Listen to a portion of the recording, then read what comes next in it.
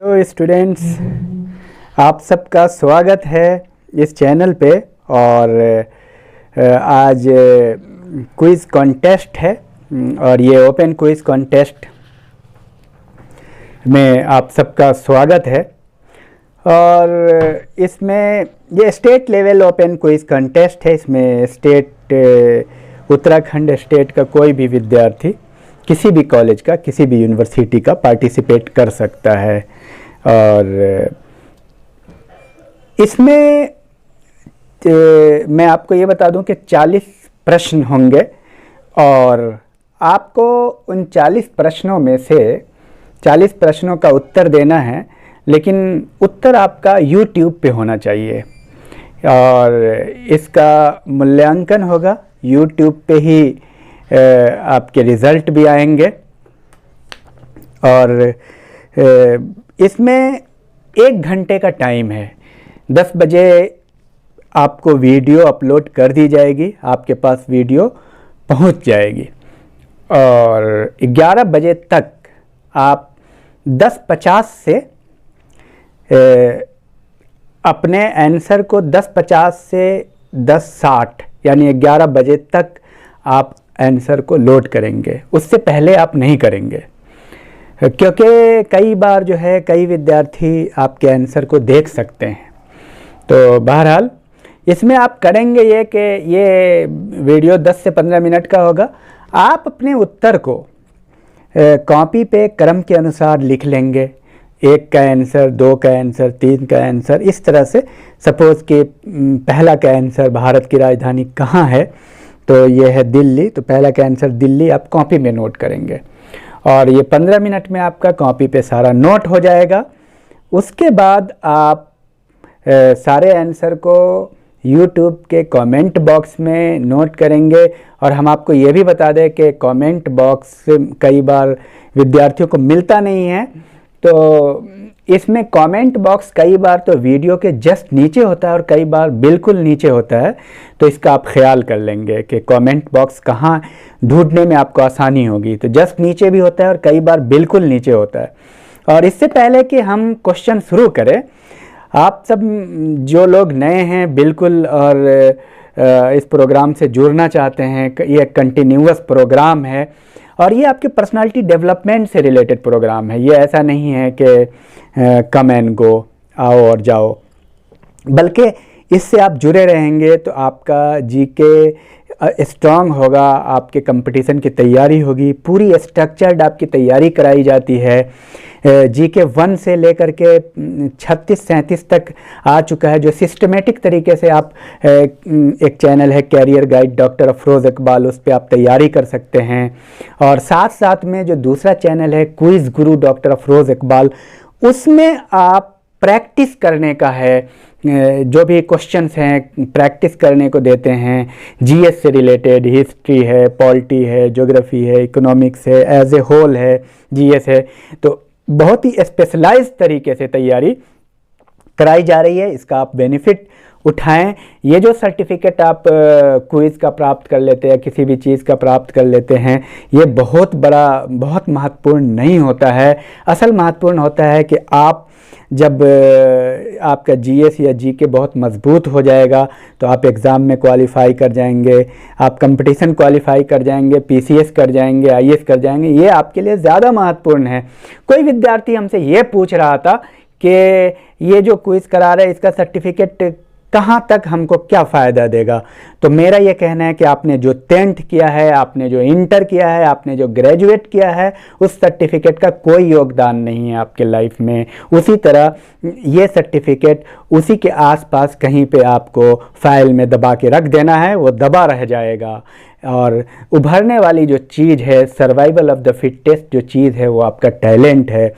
जो आपकी योग्यता है वही सामने आती है, ना कि आपका मार्क्स आता है पहले इंटरव्यू में। इसलिए आपको बुलाया जाएगा कि आप योग्य होंगे। आप आईएएस के इंटरव्यू में तभी जाएंगे जब आप योग्य होंगे, पीसीएस के इंटरव्यू में तभी जाएंगे जब आप योग्य होंगे। आपको मार्क्स देख करके कोई नहीं बुलाता है। सबसे पहले आपका इंटरव्यू होता है, उसके बाद आपका मार्क्स देखा जाता है। तो सबसे अहम चीज़ है आपको अपनी योग्यता बढ़ाने के लिए मैं ये बता दूं कि पूरे घर को आप सर्टिफिकेट से भर दें, जितने भी तरह के सर्टिफिकेट हैं हर तरह के क्विज में आप शामिल हो जाए, हर दिन कुछ ना कुछ हो रहा है और पूरा घर आपका भर जाए, करीब 50 लाख आपके पास सर्टिफिकेट हो जाए, तो भी आप एक छोटी सी चपरासी की नौकरी भी नहीं प्राप्त कर सकते हैं। सर्टिफिकेट का यही वैल्यू है, but it add in your personality. जब आपके अंदर योग्यता होगी तभी ये भी काम आएगा। आपने सर्टिफिकेट बना लिया कि आप बहुत बड़े क्रिकेटर हैं, उस सर्टिफिकेट का क्या होगा साहब? आपने सर्टिफिकेट बना लिया कि आप टेबल टेनिस बहुत अच्छा खेलते हैं, आपने 90% मार्क्स ले आया 10th में, कोई पूछ रहा है? हर व्यक्ति का आज के डेट में 80% से ऊपर मार्क्स है ग्रेजुएशन में भी। और हम आपको ये बता दें, ग्रेजुएशन में मेरा 54% मार्क्स है और एमए में 63% मार्क्स है और हम प्रोफेसर हैं और 50% वाले आईएएस कर गए हैं, पीसीएस कर गए हैं। तो जिन लोगों को ऐसा लगता है कि उनको डिवीज़न नहीं मिलता है, एक्चुअली डिवीज़न का बहुत बड़ा रोल नहीं है, ये भी समझाना ज़रूरी है आपको। इस बात को भी आप समझें, ये एक ऐसा प्लेटफॉर्म है जिसमें आपके इंटरनल क्वालिटी को डेवलप किया जाता है। क्विज के साथ साथ भी सर्टिफिकेट की ज़रूरत और फ़ायदा तभी आपको होगा जब आपके अंदर टैलेंट होगा। और कई विद्यार्थी कई चीज़ों में लग करके, कुछ नई चीज़ों में लग करके अपनी योग्यता को बर्बाद कर देते हैं, कुछ गलत डिस्कशन में लग करके अपनी योग्यता। मैं तो ये कहता हूँ, आप टैलेंटेड हो तो दिखाइए ना टैलेंट, आप बन के दिखा दीजिए ना। आप क्विज में आप कह रहे फर्स्ट नहीं आ पा रहे हैं, कुछ कारणों से आपका नेटवर्क वीक है, तो भैया पीसीएस कर लीजिए, वहाँ कहाँ नेटवर्क है, अगले साल कर लीजिए। आप टैलेंटेड तो हैं, आपके यहाँ वाईफाई नहीं है, नेटवर्क नहीं आ रहा है, हज़ार परेशानियाँ हैं, आपका रिचार्ज नहीं होता है, तो आप अगले साल पीसीएस कर जाइए, ग्रुप सी क्वालिफाई कर जाइए। तो आपको मेरी बात, मुझे लगता है कि आपको मेरी बात समझ में आ गई होगी। तो इन सब का योगदान, जितने भी सर्टिफिकेट हैं उन सब का योगदान तभी है जब आपके अंदर क्वालिटी है। तभी आप जा कर के किसी को दिखाएंगे कि मैंने क्विज में पार्टिसिपेट किया, ये भी है मेरे पास, और सवाल भी पूछिए। सिर्फ आपका सर्टिफिकेट देख करके कोई आपको नौकरी देने वाला नहीं है, ये आपकी क्षमता को डेवलप किया जाता है। तो ये बताना, चूँकि हर एक विद्यार्थी के दिमाग में ये बात थी कि certificate first position, second position, third position क्या है। कई विद्यार्थी का आज तक डिस्कशन होता रहता है, इससे में फर्स्ट कौन आया, हम क्यों नहीं आए, सेकंड कौन आया, हम क्यों नहीं आए, ऐसा क्या है, हमने सारी बात लिखी थी। अब सबने सारी बात तो पूरे राज्य को ही हम फर्स्ट पोजीशन घोषित कर देते हैं। तो इस बात को अच्छे से आप समझिए, सब्जेक्टिविटी होती है, ऑब्जेक्टिविटी होती है, आपको क्वालिफाई करना पड़ता है। इन सारी बातों में उलझ करके अपनी योग्यता को, अपनी पर्सनालिटी को डिप्रेस ना करें, बल्कि आप ये ना देखें कि पोजीशन क्या है, आप ये देखें कि आपने क्या सीखा है इन क्विज से, इन सारे प्रोग्राम से जो हम करा रहे हैं, इससे आपके नॉलेज में कितनी बढ़ोतरी हुई है। तो ये जो 5-7 मिनट का हमने लेक्चर दिया, ये भी ज़रूरी था इसमें। तो आपने क्विज प्रोग्राम के लक्ष्य को और अर्थ को समझ लिया होगा। चलिए हम शुरू करते हैं। तो पहला प्रश्न है कि महात्मा गांधी ने दांडी यात्रा का प्रारंभ कब किया? दूसरा प्रश्न, दांडी यात्रा महात्मा गांधी ने अपने कितने समर्थकों के साथ किया? तीसरा प्रश्न, दांडी यात्रा में महात्मा गांधी दांडी कब पहुंचे? चौथा प्रश्न, भारत का सबसे बड़ा नागरिक सम्मान क्या है? पांचवा प्रश्न, पद्म पुरस्कारों की शुरुआत कब हुई? छठा प्रश्न,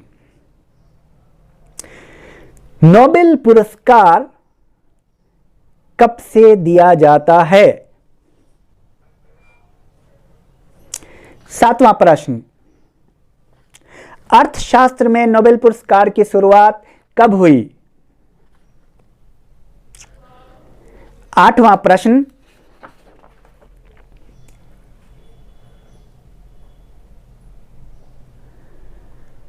भारतीय वो कौन से भारतीय हैं जिन्हें सर्वप्रथम नोबेल पुरस्कार दिया गया? 9वां प्रश्न, 1 GB कितने MB के बराबर होता है?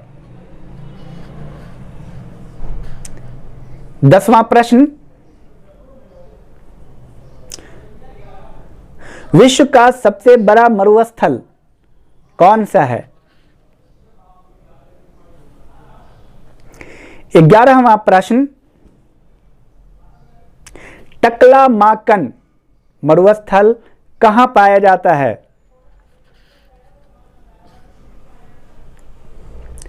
12वां प्रश्न, पश्चिम भारत में पाए जाने वाले मरुस्थल का नाम क्या है?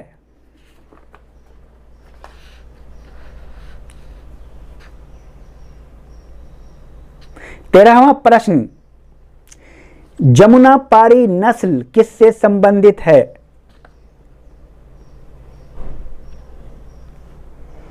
14वां प्रश्न, सर्वाधिक दूध देने वाली भारतीय भैंस की नस्ल क्या है?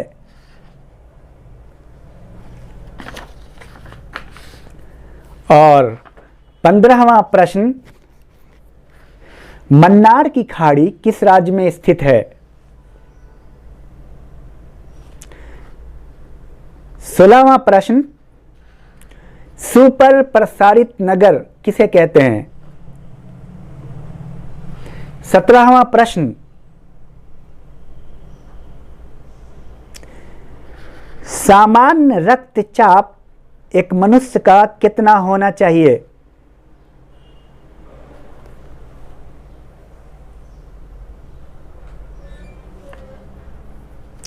अठारहवां प्रश्न, पुरुष में हीमोग्लोबिन की मात्रा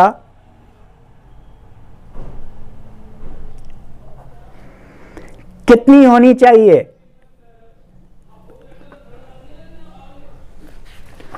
19वां प्रश्न, प्रथम लोकसभा अध्यक्ष का नाम बताएं।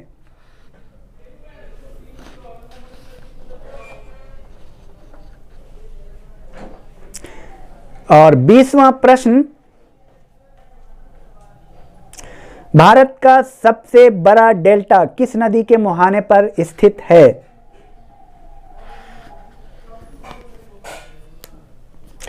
21वां प्रश्न,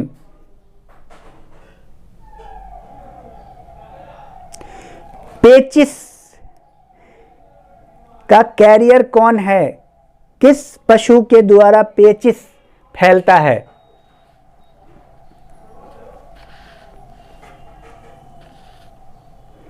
22वां प्रश्न,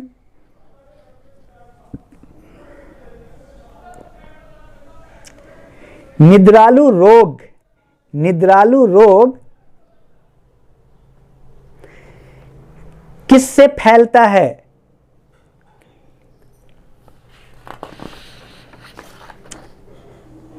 23वां प्रश्न,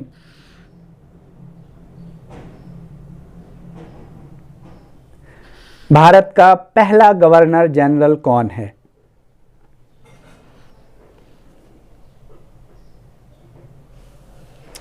24वां प्रश्न, शिशु बालिका की हत्या पर प्रतिबंध किसने लगाया था?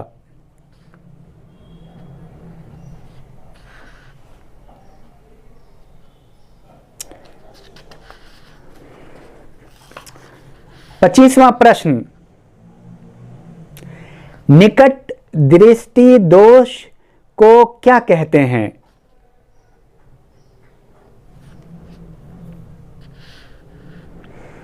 और 26वां प्रश्न, निकट दृष्टि दोष को दूर करने के उपाय के लिए किस लेंस का उपयोग किया जाता है?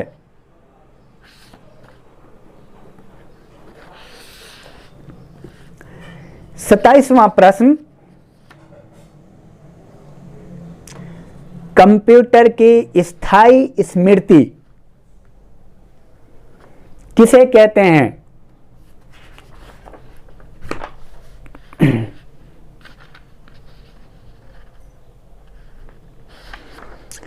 28वां प्रश्न, हिंडनबर्ग रेखा किन दो देशों के मध्य है? 29वां प्रश्न, 38वीं समानांतर रेखा किन दो देशों के मध्य है?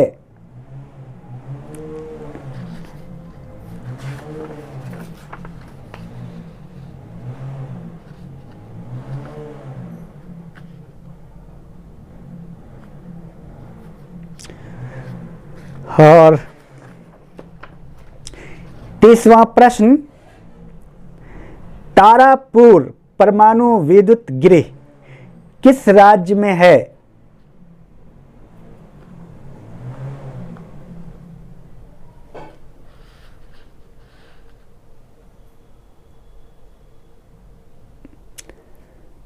इकतीसवां प्रश्न, भारत में किसी राज्य की पहली महिला मुख्यमंत्री का नाम क्या है?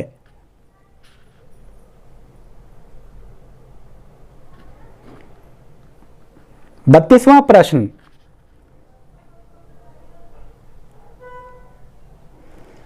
पानीपत का तृतीय युद्ध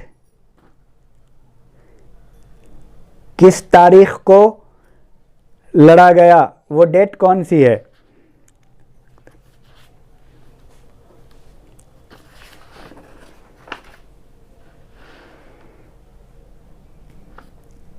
33वां प्रश्न, वेदांगों की संख्या कितनी है?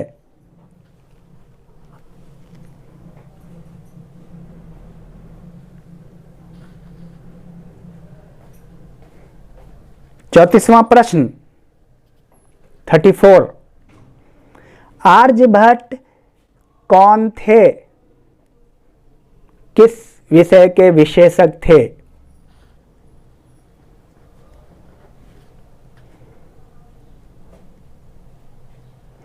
35वां सवाल, दाढ़ी बनाने के लिए किस दर्पण का उपयोग किया जाता है?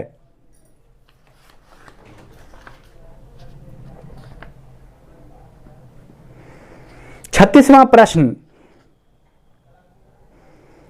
भारत में नियमित जनगणना किसके काल में शुरू हुई?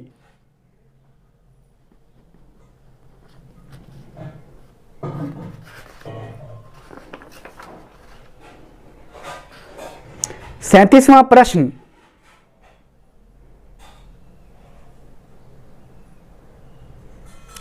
रंजीत सिंह के पास कोहिनूर हीरा कहां से आया था?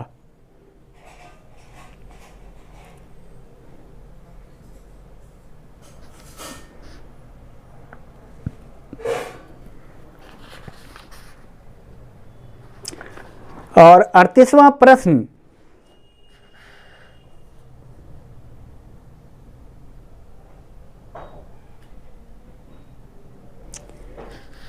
लाल क्रांति किससे संबंधित है?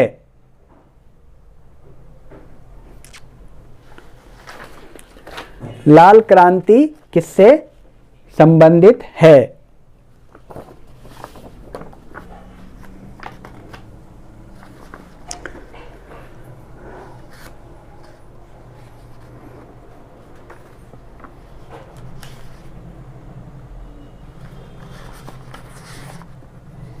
और 39वां प्रश्न,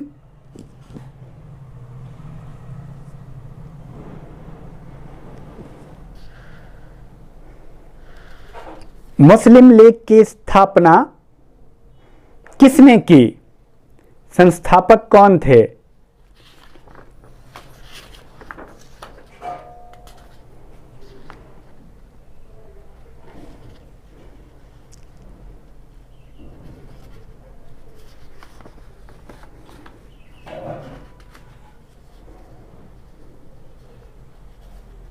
और 40वां प्रश्न,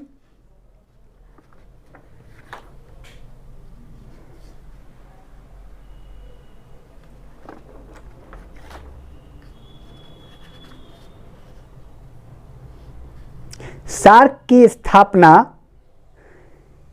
किस डेट को हुई थी? तारीख और सन दोनों लिखेंगे। सार्क की स्थापना किस डेट को हुई थी? Thank you, all the best. और अच्छे से आप लोग करें, टाइम पूरा है आपके पास, 40 मिनट है। 40 मिनट है, ये काम आपका 10 मिनट का है। आप तो टाइप करें आसानी से, फिर भी आपको आंसर 10:50 के बाद ही सबमिट करना है। इसलिए अभी आप आराम से पानी भी पी सकते हैं, घबराने की ज़रूरत नहीं है। आराम से आप टाइप करें और कोई एक्सक्यूज नहीं। व्हाट्सएप पे आंसर नहीं करना है, आप हमसे बिल्कुल नहीं पूछेंगे। उन्हीं लोगों का आंसर, हाँ, अगर आप इसको परफॉर्मेंस के रूप में लेते हैं तो बहुत अच्छा है, वेलकम है आपका। लेकिन अगर आप कंपटीशन के रूप में लेते हैं तो आपको कंपटीशन में रहने के लिए, क्रिकेट खेलने के लिए आपको मैदान में ही उतरना पड़ेगा। ऐसा नहीं है कि आप कहेंगे उस मैदान में मैं नहीं पहुंच पा रहा हूं, तो आपको YouTube पे ही जाना पड़ेगा। वहां आप आंसर करेंगे, वहीं आपके आंसर को देखा जाएगा, बाकी आंसर को नहीं देखा जाएगा, व्हाट्सएप वाले आंसर को। हाँ, अगर आपका YouTube नहीं काम कर रहा है तो आप अपना एक प्रदर्शन कर सकते हैं, दिखा सकते हैं, मजबूरी में व्हाट्सएप पे आप भेज सकते हैं, लेकिन उसका इवैल्यूएशन नहीं होगा, उसका मूल्यांकन नहीं किया जाएगा जो आप व्हाट्सएप पे भेजेंगे। हाँ, आपके प्रदर्शन को देखते हुए आपको एप्रिसिएशन सर्टिफिकेट दिया जा सकता है। Thank you, all the best.